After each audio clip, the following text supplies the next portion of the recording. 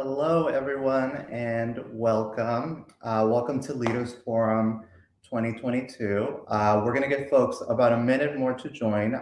So in the meantime, please let us know who you are. In the comment section, drop in your name, your pronouns, and where you are joining us from. I'm already seeing a lot of familiar names. Hi, Ashley from LA. Hi, Chris from LA. Welcome. So while we're waiting to start, if you could just please let us know who you are. Part of why we're doing this is to build community with each other, especially in the times that we're living in. So let us know your names, your pronouns, and where you are joining us from. Hi, nice to see so many of you returning back for another Change Lawyers event. Welcome. Okay, so let's go ahead and get started. If you are just joining us, welcome to Leaders Forum 2022. Please let us know who you are. In the comment box, drop in your name, your pronouns, and the city or place that you're joining us from. My name is Carlos, and I am the Chief Content Director at Change Lawyers. For those of you who do not know, Change Lawyers is a legal foundation, and we fund the next generation of lawyers and activists. And welcome to Leaders Forum 2022. So Leaders Forum is a virtual leadership development academy for outsiders who want a seat at the table. So that means that from now until June of this year, we will be hosting free workshops on a variety of different topics, things like imposter syndrome, today's topic on how to network and build your support system, how to heal if you are experiencing burnout. So if those topics sound interesting to you, if you feel like you are sometimes the only one in the room, check out the link in the description. That'll take you to registration for the rest of the events that are coming up, including the event that we're going to be having on February 23rd. That one is called Hella Radical Inclusion, and it's going to be about how to fix cultures, whether it's in your school or in your place of work, that are broken and racist. So today's workshop is called Networking 101, How to Build Your Support System. And Change Lawyers is so proud to be partnering with Nikki Hush. We talked about her last name before coming on. Nikki Hush Samir, the founder and CEO of Practice Pro. Nikki, I hope I got that like maybe 70% right. Practice Pro is a company that teaches everyday legal, management, and administrative skills to current and aspiring attorneys. And Nikki will actually be chatting with Change Lawyers Executive Director, Chris Punong, who is also known as my boss. So welcome to the stage, Chris and Nikki. Hello, thank you, Carlos. Really appreciate that introduction. And Nikki, really happy that you're able to join us and we can just jump right in and kick off this conversation. It's exciting for me because Leaders Forum has two tracks. One is on Own Your Power, and another track on Own Your Career. And so this is the first in the series of Own Your Career. So, actually, just tell us a little bit about Practice Pro for those of us who are not totally familiar with what you're doing. It's such important work for the success of first generation lawyers and lawyers who, they don't fit right into the mold necessarily. So just tell us a little bit more about Practice Pro. Sure. Thank you so much, Chris. And Carlos, you attempting it is half the battle, and you got it 90% right. So I'm giving you an A, not a C like you gave yourself.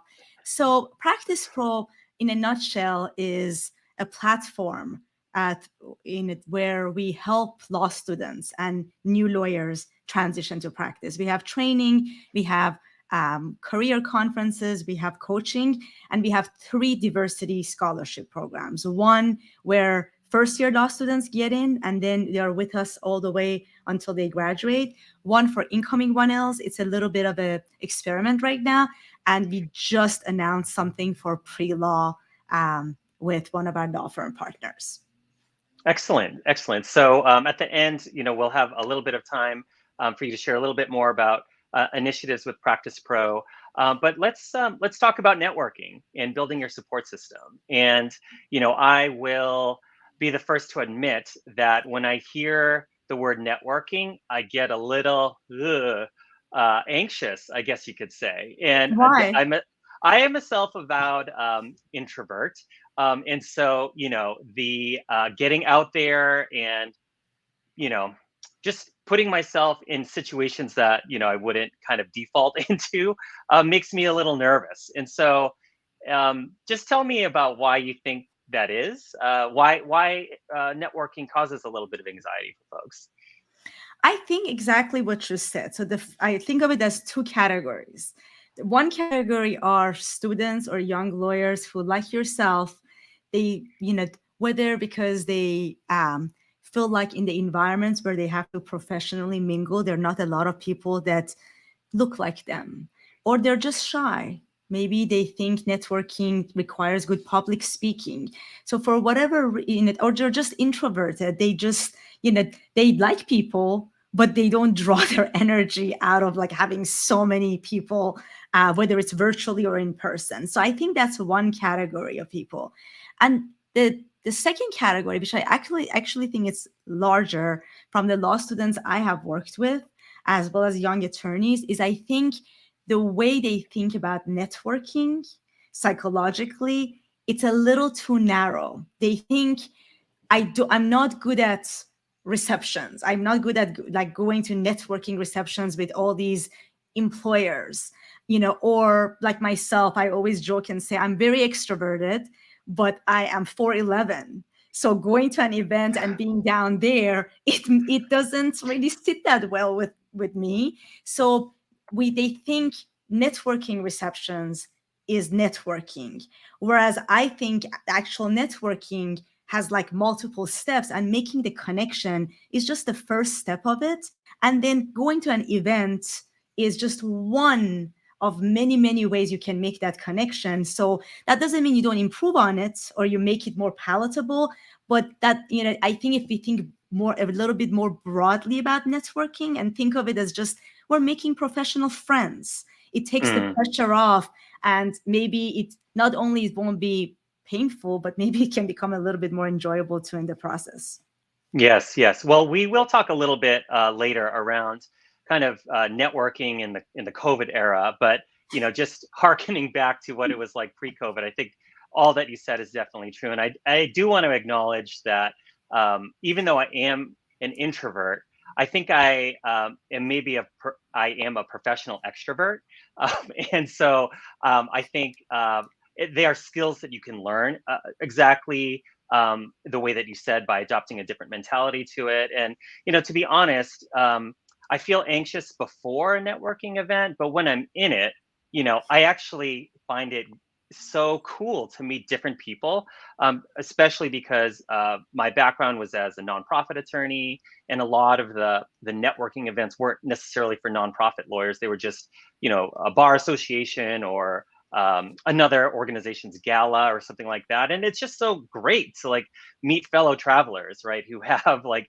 a similar interest and want to connect. I mean, I think that's a big thing, is that people want connection, especially today in this day and age. And networking is one way that you can do that.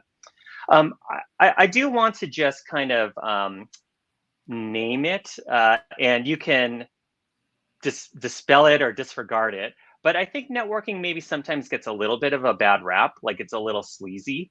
Like, okay, well, it's all about who you know and like how many, such and such type people can I meet, and that's going to advance my career. And it's that there's that perspective out there. There's another perspective that yes, you absolutely must do networking, as part of your professional development. There's probably a middle ground between sleazy and an absolute must. Just can you talk a little bit more about what's the right mindset to go into? We talked about it a little bit, but please elaborate. Sure. So how you said the anticipation? like the anticipation of it is, and the fear of it is a little bit worse, is worse than actually when you're in it, right? So let's say if you had never made yourself do it, you would have never discovered that. So I think if we all get out of the mindset that it's sleazy or it's forced, like I ask law students questions and they're like, it's sleazy, I'm not good at small talk, I don't want to be a user, I don't want to like go meet people to just like advance my career. Sure, I'm asking Chris about his career trajectory and this or that, but he knows I ultimately want an internship there. Or sure, I'm asking like so-and-so lawyer about their practice, but I ultimately want a job at that firm, right? So that might be true, but I think if we realize that in every relationship, even if I'm coming to you, Chris, and I'm talking to you, and ultimately I am potentially interested in partnering with change lawyers or serving on the board or what, or getting a job there, if I think of it as I will add value, I am never, talking to someone just simply with that objective to take, right? It just and I don't think any type of networking needs to be sleazy or needs to be like I'm here to just advance my career. And a few years ago, when I was trying to find the definition of networking, I looked up dictionary.com, and it had a very goal-oriented, let's call it that, definition. And I was like, I can't use this. This is not good networking. They've changed it since. But I urge everybody to look it up on businessdictionary.com. It's a beautiful definition where it talks about you make connections to nurture. It's very giving minded, to nurture this network and then ultimately collaborate. So you're coming from that mindset of collaboration. And even if you're really networking because you would like to get a job, if you think you're going to bring your youth and your enthusiasm and your potential to that platform, it will completely take away any kind of notion that it has to be sleazy, because it really doesn't have to be. Yeah. I just want to dig in on that a little bit. But if folks have questions, please feel free to drop it in the comment section.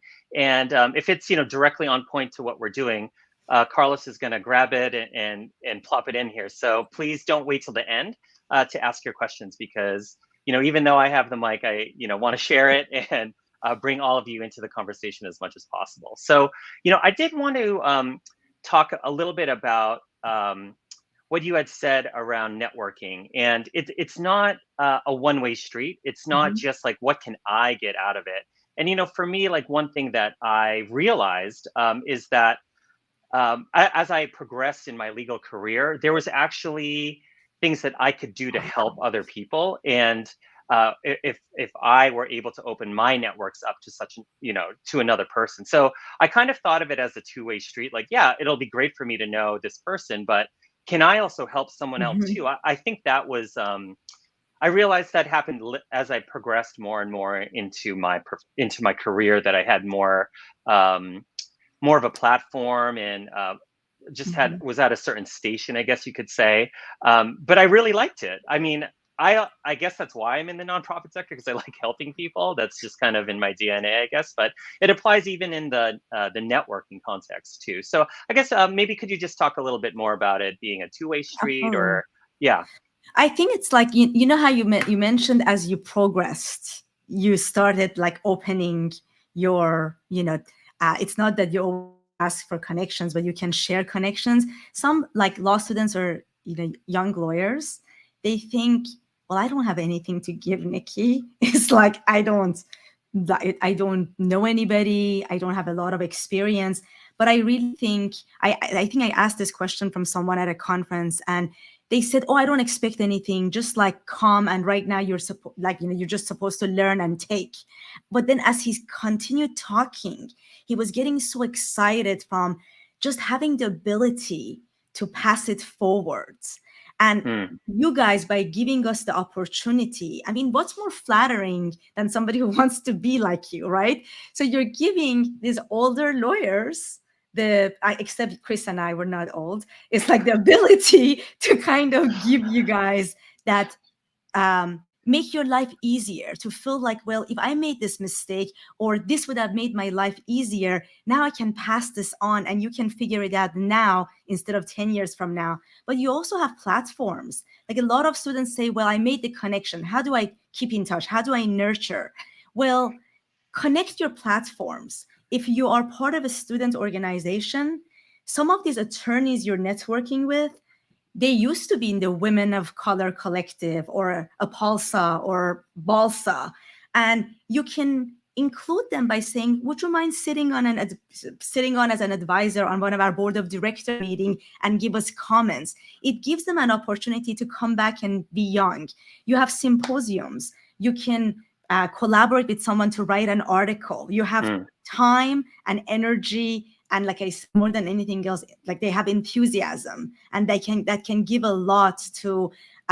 You can see an article and forward it. There's just like, I think if I, like Chris and I might not network all the time, but if every interaction you have is quality, it doesn't matter if a year goes by. You shouldn't think, well, I haven't been in touch for a year, I need to now write this elaborate, beautiful apology email. No, you just reconnect, send an article, just a little thing. It's just like a good friendship that you find again on Facebook or Instagram or TikTok, whatever you guys are into these days, and reconnect again. Yes. I'll say that what I get out of networking, especially with younger lawyers, just speaking of this two-way street thing, is I get an understanding of how younger attorneys are experiencing the practice of law today. And that is never going to get old. Like, I'm always going to want to know what the experience is like. And sometimes, sadly, my law school experience 20 years ago is kind of very similar to someone's law school experience now. And, that's more commenting about the rate of change in our profession in terms of becoming more inclusive and diverse and whatnot. But just keeping my finger on the pulse of what's happening in the legal community, just make sure I don't get stale and I don't get like, well, in my day, we used to do this. And, in fact, the times have changed, and being connected to the next generation it's actually vital for my work to understand what's going on. That is such a good point. It's like, since I started Practice Pro, it's now been 6 years, 8 years if you count the company before then. Law students have been so instrumental. Everything we've developed is because law students have come and said, we need this, or I can't participate in this because it's too expensive. So it's inspired us to create something else for them. And they give us feedback on what they need. So it's like, even from a business standpoint, that student who just comes to an event and goes away, we appreciate it. It was nice to meet them. But I've had several people who were not even officially a scholar, but they participated in the conference. And now 4 or 5 years later, every year, maybe twice a year, they send me an email. They say, here's what's happening with me. They just give me that update. And once in a while, they also are like, hey, have you ever thought about this with the company? And even if they don't do that, I just really appreciate hearing from people. Even if I don't have the time to write a full-on, like as long of an email as I want back, but I always write back because it's just always so nice to like get an update from someone and see how their career is moving forward. So if somebody meant something to you, they don't even have to be in the legal profession. They can be a college professor. If you're reaching out to them, that is just simply networking. Yep, exactly. Let's talk a little bit about reputation. So there's that old adage, your reputation precedes you. Talk to me a little bit about how important reputation is and how does that play into networking? I think the way we present ourselves sometimes in this day and age even starts before people see us. So when we are like, I'll give you an example. We just selected our new class of scholars. The way did they just accept the scholarship by signing a form, or did they send a quick email? Every opportunity, whether you're just like, well, am I going to respond to this or am I not? can start building the relationship. Similarly, if you just, before you even get that face to face, if your LinkedIn profile gives a certain perception before we meet and I look it up, or when you reach out to ask, to meet up, or like, to ask a question, the way you have addressed someone in that email, it's not such a big deal where you can never recover from. But I think to the extent we can, especially at the beginning of the relationship where you haven't built those brownie points or that professional brand with someone, you want to err on the side of thinking, Chris doesn't know me yet. Right now, after like 10 years, if I send you an email and it has like a mistake in it, you'll probably think, Nikki was busy. She was still probably running from meeting to meeting.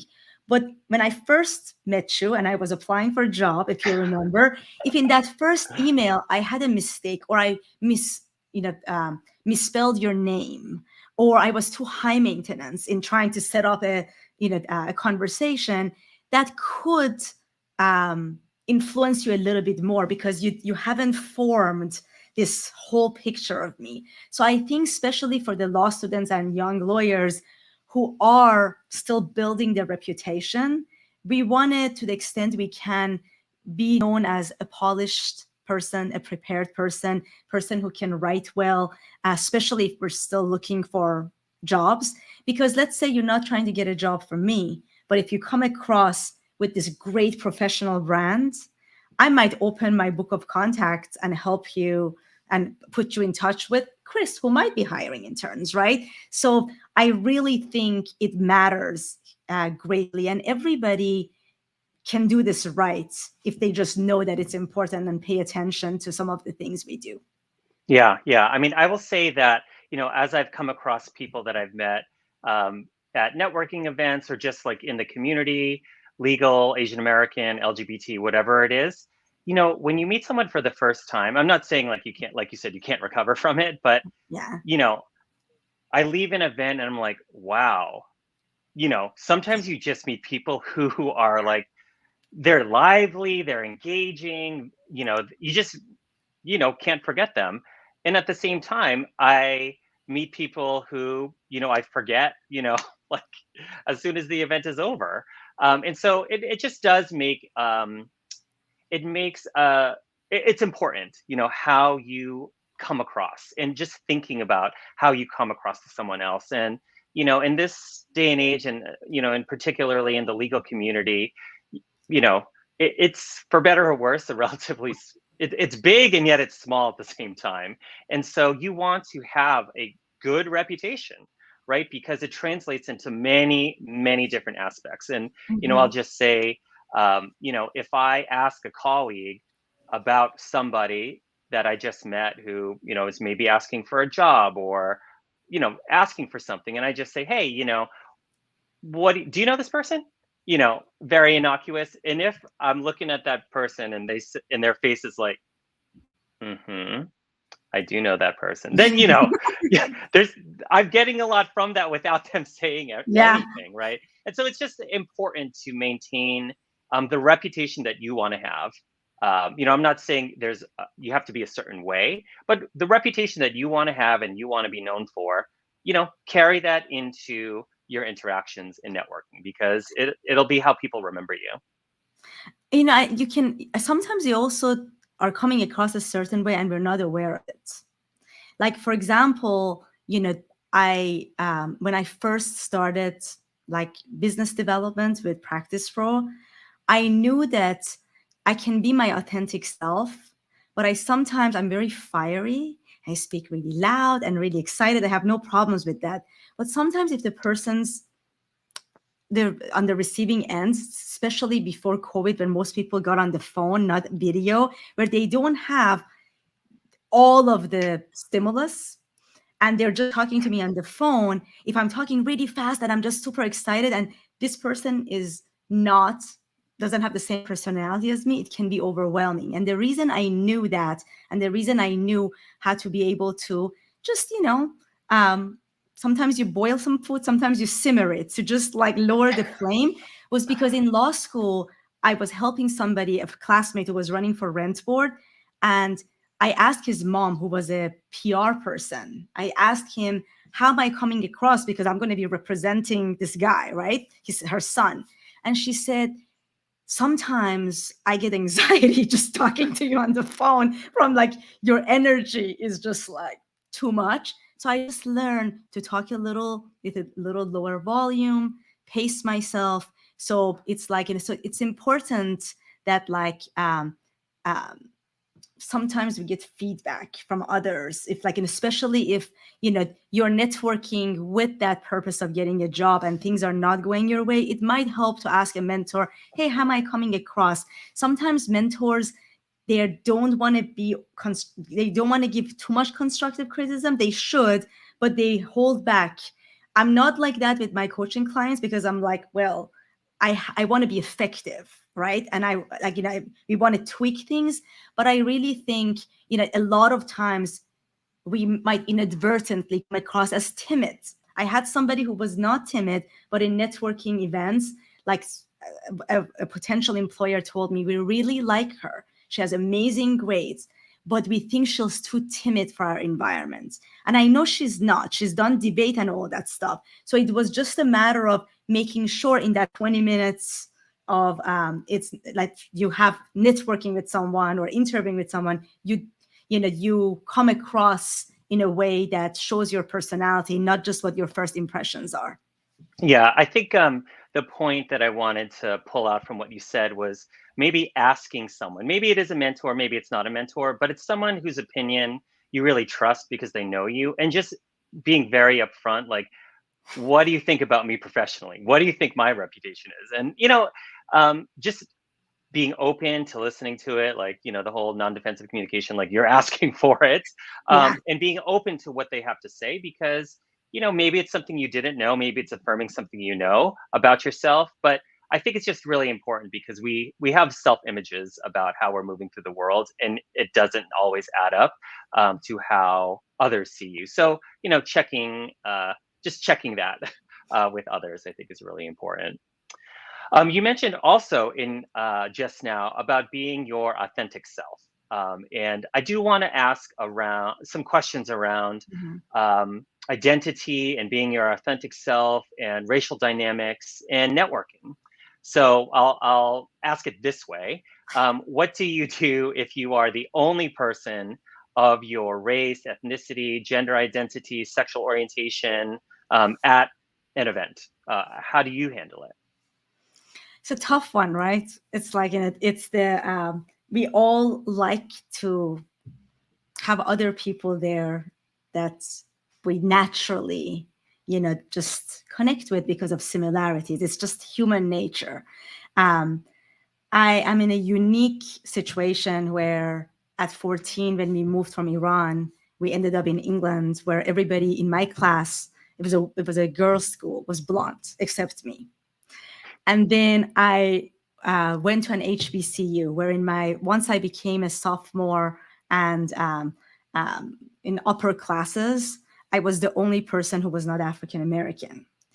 And I also went to an international high school. So it is really wonderful to be in a situation like the international high school, where everybody was different, but everybody was also alike, because we were curious about each other's differences, instead of being the person that just is different and all eyes on me in a way that makes us uncomfortable. So it's a work in progress, Chris. It's like I'm still figuring out like what to do and what not to do. But one of the things that have always helped me is that if I'm in an environment like that and I'm in a group or whatever is going on, if I feel uncomfortable, and I always, kind of like my own parents, I ask myself, maybe you're uncomfortable because of what you're feeling or what you've experienced in your past. And I always try to assume ignorance before malice. I think it's like a Randland's razor. It's a famous thing. So because if somebody is being indifferent towards me, maybe it's just because, God knows what else is going with them. So I'm going to turn off that narrative unless I have evidence otherwise, that if I'm feeling uncomfortable, it's not necessarily people's intention to make me like that. And I also try to turn off that voice that says, you're different, you're always going to have to be different. Why aren't things always things are not handed off to you? I came here to the US alone. I'm an immigrant, and I have so much respect for our first gen students. Some of them are the first in their family to graduate high school, college, right? Because just being an immigrant and figuring things out was difficult. I can't imagine, my parents both have college degrees, having to figure out every step of your career, for the most part on your own. Sure, your organization is there, we're there, but it takes a whole lot of grits and fire, right, to just be that first person. So in a networking situation, I remind myself that I am a pioneer. I am a diplomat. I don't know, I can't say that because it's on your broadcast. I just pump myself up instead of focusing on I am the only person like this and feeling like an outcast sometimes or feeling lonely. I walk in there thinking, that's 411 and all. As I get that, I am a pioneer. I am the first. I am representing Iranians and women. If I was in the IP law, I was a lot of times the only woman in the courtroom from a defense group of 16.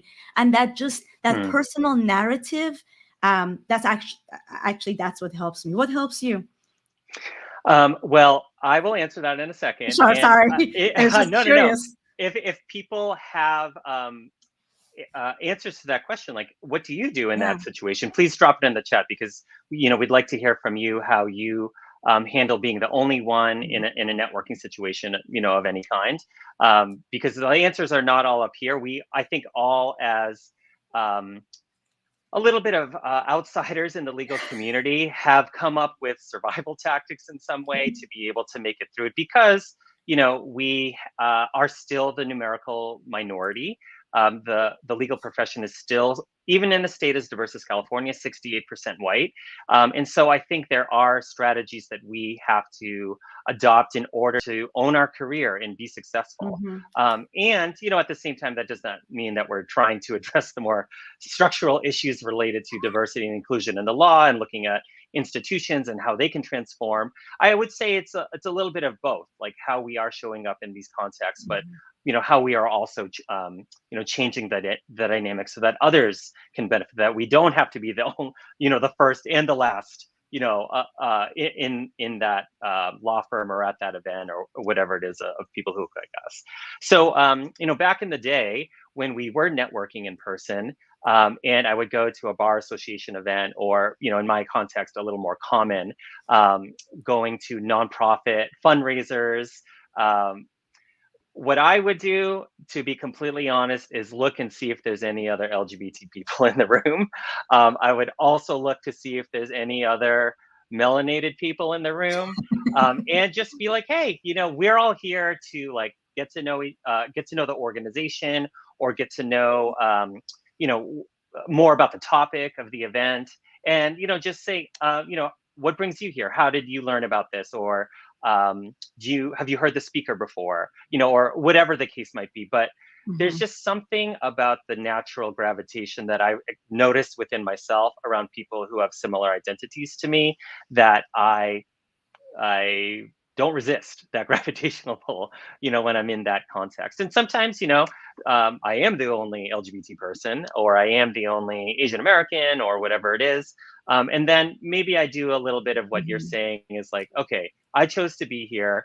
I am going to learn. I am going to meet someone new that I never knew before, because I want to build my network. I want to understand what's going on outside of my bubble. And, I think that's more important than ever, right? Like, I think we all have become captive in some ways to the bubble, right? We're stuck in our own echo chamber of our own making. And so breaking out of that and meeting people who are different from ourselves in the context of networking is really important.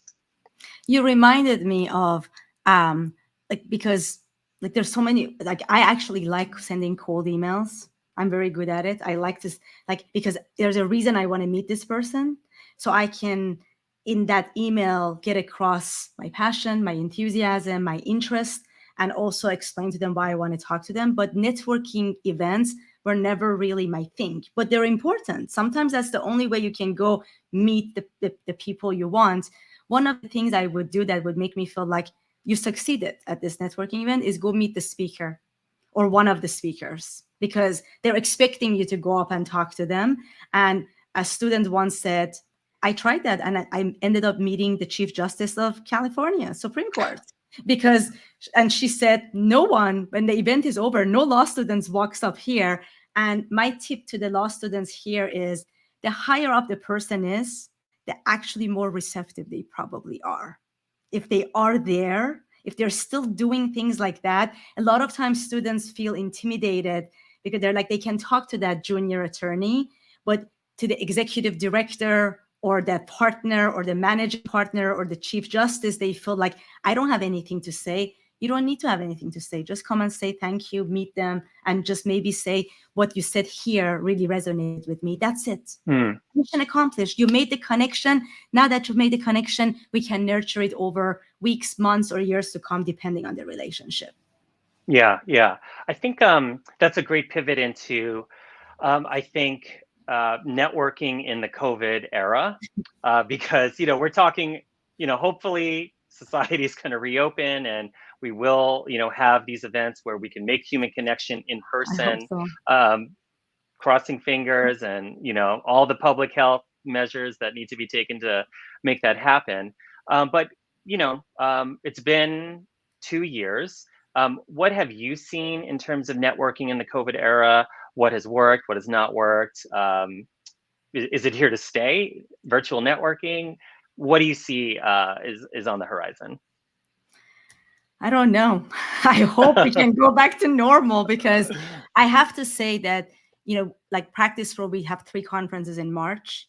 And last year, when we were doing it virtually again, that was the second year, I had this moment where I felt really sad, because I realized even though we're giving all the training content and maybe all of my students are trained enough to go after every one of these speakers and set up one by ones and do that, but what about with each other? What about with each other where nationwide they come to this event? So I hope, and I'm hopeful we'll go back to that, but I think many of the same principles apply. That same person that in an in-person event comes up to a speaker and says thank you at the end tends to also send a thank you email after the virtual event. And even if nothing else, or send a message on LinkedIn and make that connection, and then can do something with it later. That person who is engaged in an in-person event and is just looking at you, just like, you know when somebody's engaged, right? They don't have to ask questions. They don't have to be that person. But the way they're looking at you, maybe they're nodding, maybe they're smiling, they are present.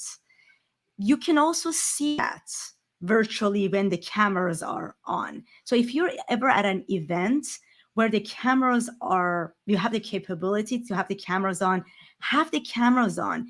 It is very lonely for the speakers to, like, you know, Chris and I do this a lot, but I've had my very senior lawyers who speak at our conferences say how weird it was and how they don't want to do it again because they couldn't see the students, because they get energy off the crowd. So everybody is feeling it right now. So if you're the person who sends that thank you message, if you're the person who has their camera on and is looking really engaged, where you're remembered, you know, it's going to go a long way. I've had people who said, hey, who was so-and-so? They seemed so engaged. And even though they were a runner-up, I made them a scholar. So it does matter. Presence and professional brand that we talked about, it also matters virtually. People are also extremely, extremely fatigued, right? So it's from Zoom. So if you set up a meeting with a lawyer to talk about their practice or anything else, it is even more important now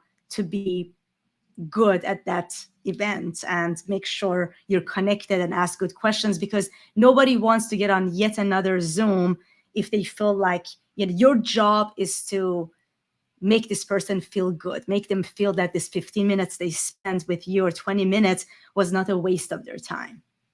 Yeah, yeah. I have spoken at a few events like this for bar associations and other types of events, and I just really appreciate it when people email me and want to continue the conversation because, like you said, we don't know what's happening on the other side of the screen, and so to get that email is validation for us.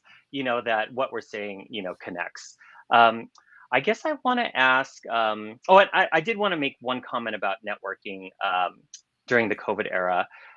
For organizations that are doing this, I think it's really great. It's really hard, but there's ways that you can do it that makes a difference. So if you're using Zoom, what I have seen work is okay, we're going to do the networking section now, and they just put you in a group with 2 other people.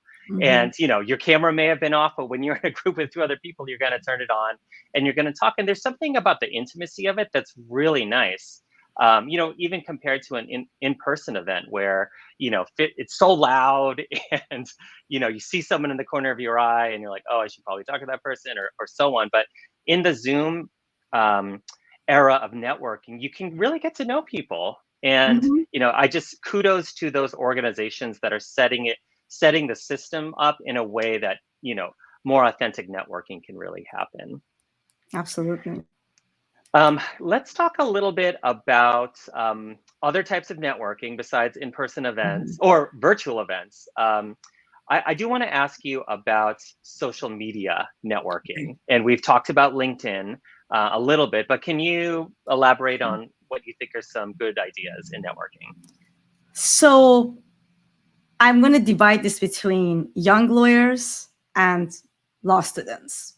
So for law students, I really think, the actual professional networking is on LinkedIn. Everything else is just important to make sure you're not representing yourself in a bad way.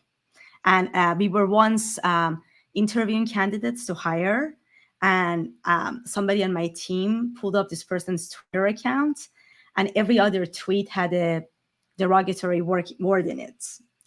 It's for what we were hiring, that like maybe this person has amazing judgment and they won't do that on LinkedIn or in a professional setting, but that's all the data we had. As far as LinkedIn, if you're some law students don't have one because they think I gotta have the time to sit down and create one. I think just like the bare minimum is fine. Just have a professional looking picture. And by professional looking, you don't have to go to a professional photographer if you can't afford it, or because of COVID it's difficult. Stand next to a wall, put on like a nice shirt, and have your friend take a picture. So it's not a selfie. As simple as that. And then make sure it's updated. It doesn't say go to college when you're actually a law student now. And just have the bare bones on there. You don't need the bullet points. If you can, of course, fluff it up, that's great. But at a minimum, have this bare bones professional presence. And when you connect with anybody, lawyers and others, I really highly recommend you don't just send that connection request. You just add one sentence. Hi, Chris. Thank you for the Change Lawyers Career Series. Would love to add you to my list. So at least Chris knows, are you a random law student? Are you somebody who's attended these events? Now, if the person doesn't respond, it doesn't matter. They will remember you. If you ever have another question and you send them a message again on LinkedIn, it will show you in the thread who you are. So get into the habit of sending that. If you're a lawyer and you're still looking for a position or your dream position, I think you should really spend time on your LinkedIn and treat it like your resume. Increasingly, a lot of people are getting hired by connecting with individuals on LinkedIn.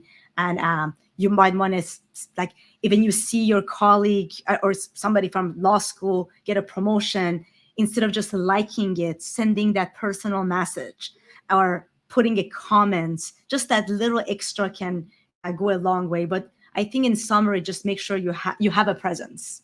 At least you exist. Agree. Because if you go and Google a person or you search on LinkedIn and that person is not there, it's just curious, right? There's no need to invite the curiosity if there's a profile there. And I'll just say, as someone who does hire, and using LinkedIn as a means for it, I may be doing it wrong, but I think there's an option, or there's not even an option to submit a cover letter. And so it's really just like what you put on LinkedIn is what you are submitting in response to a job. And so it's really important, for that to accurately portray the picture that you want to show of yourself. So I would definitely encourage young lawyers to really not just focus on their professional achievements, but what are the things that you're involved in, the things that you volunteer with. I mean, I find that very interesting. If you serve on a board of directors, right? Mm-hmm. A lot of nonprofits are looking for younger people to be on boards of directors, specifically for the reason that I said, so that you don't become stale and you only live in the bubble of people who look like you and talk like you. The more, I guess, evolved nonprofits are looking for boards of directors members. And so, not only looking at the LinkedIn profile, but if you are serving, or even if it's not on a board, it's volunteering for a nonprofit, or doing pro bono work, or whatever it is, or like being on the PTA, just something that rounds out the picture of who you are as a person is so, so important. And LinkedIn lets you do that. So, take full advantage of that platform. And don't be upset if other people on LinkedIn seem to be more successful than you, because with some of us that might have a little bit of already imposter syndrome and and feel, or our confidence needs improvement. Sometimes being on social media, including LinkedIn, it does a number on you. You see this other person get this job or have this, have that. Just remind yourself that if you see it and if you want it, you can have it too. So it's good that you saw it. Or maybe you're just, you want it all, right? Sometimes I still, I'm, running a company, but I see a friend who makes partner, and I immediately, I'm like, if I'm having a hard day, I'm like, oh, that should be you. But then I check myself and I say, hey, you had that. You could have had that. You chose to do this because you love this. So we all have a little bit of that, where other people's successes, not that we're not happy for that person, I'm not saying that, but makes us feel like we should be doing more. This is why we're first gen. Like, we have, we wanted more, so we accomplished more. So sometimes social media can have that psychological, mental health thing. So make sure if you're doing it, anytime you get that feeling, you check that so it doesn't affect your mental health.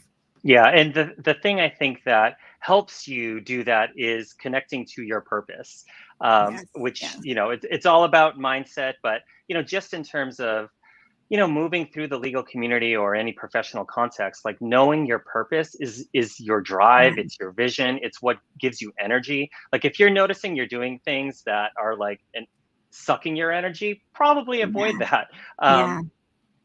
Hopefully networking is not one of them after you've heard us talk today, but, notice it. And, maybe there's a way that you can think about things differently, that, maybe I'm going to network in order to, connect more deeply to my purpose, whatever it may be. And I think that helps folks, that helps me quite a bit when I'm having a hard time also. So we've talked a lot about what we should do. Let's talk a little bit about what you shouldn't do when you're networking. I'm going to go through my list really quickly because we know we're short on time. So the most important thing, the first thing is, when you are trying to, if you are after an event or before an event through a cold email, if you're trying to set up a conversation with someone, be the lesser maintenance person. It's very likely that the person you're reaching out to, who you're asking to for mentorship or a conversation, is even busier than you. So instead of saying, here's my class schedule, say, I'm generally available on in the afternoons, or I'm generally available Monday through Thursday afternoons and all day Friday. Make it easy for them. If if I am messaging Chris and trying to set up a meeting with him, he should be able, or himself or through his assistant, to look at my message and very quickly find a time that works, not to try to match up my complicated schedule. I usually tell people if they want to meet with me really quickly, here's my availability, but happy to work around your schedule. So you want to you want to be that lesser maintenance person. The next thing is when you show up to that, let's just say virtual meeting, have questions to ask, yes, and don't run out of questions. Sometimes attorneys tell me, I set up a meeting with this law student, but they ask 5 questions and then they look like they were waiting for me to ask them questions. This is not an interview, that where I'm like hiring them for a job. Have questions to ask. The reason you run out of questions is not because you didn't have enough prepared. I think it's because you're not listening. If I'm listening to what Chris says, I can follow up on that and have a conversation about each one of those points for probably 30 minutes. If I'm truly interested in how he thinks, what he approaches, I can ask him for advice. I can ask him about mistakes he's made. I can ask him about what he likes doing. So we should have the opposite problem where we don't have enough hours to talk. So it's like if you find yourself running out of questions, you're also probably not being present. Your mind, you're in your head and your mind is going and thinking, what else should I ask Chris? How can I impress Chris? They don't seem to have internships. I don't know if my grades are good enough. I'm not sure if I'm good enough, right? But I try to turn this off and stay present with this human being. I am just making a professional friend. That's it. Anything else can wait until later. And for the lawyers, so I think I got all of this. For the lawyers, I think young lawyers make only one mistake when it comes to networking, and it's that they don't do it anymore. They think they got a job, so it's done. And I think even if you don't have time for it, or right now you're focusing on something else, the most successful people, whether they are, leaders in nonprofits, or, partners at a law firm or general counsel, they make time for networking, going to conferences, reaching out to somebody, checking LinkedIn, getting involved in a hobby or a nonprofit you like. And then through that, when you're meeting someone, you're talking about your professional life, and maybe that ends up generating business for young lawyers. But get in the habit, whether it's and just like working out, some of us need to calendar it, or going to the dentist, calendar it once a month for an hour, and then do whatever you feel like. Do you feel like going on LinkedIn? Do you feel like going to a conference? But don't stop doing it because you think you've hit the ceiling. Now you have a new floor. You have to strive to a new ceiling, and that growth also brings happiness, I think, as lawyers. Yeah, we are running out of time, and so I just want to invite folks to ask questions. If you haven't had the opportunity to drop it in the chat, please do so now, because we just have a little bit more time. And I just wanted to echo what you had said, Nikki, because everything you're saying also does apply, I think, in the nonprofit context. I know we have a lot of nonprofit attorneys on the call here. And, I know for many of you, you're just, like, I guess in the private context too, slammed with cases and can barely, come up for air because the work is so much. But I do think professional connections, that are mission and vision and purpose aligned, sustain you. And they also add a lot to the person who you're connecting with. So, I will say, as someone who does get requests to network, that sometimes the time is just bad. Yeah. And it's not like a diss. And what I try to do is say, this is really not a good time for me, but I would love to connect with you in a month. And I don't mean any slight by that. I just mean it would be much easier for us to set it up now. I'd be happy to set it up, but a little ways down the way, and I'd be happy to do it. And if anyone's out there, I'd be happy to do it as well, in real life.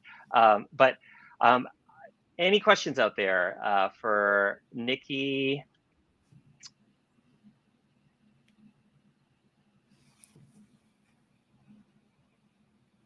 Okay, so Nikki, we just have a couple minutes left. Any final parting words?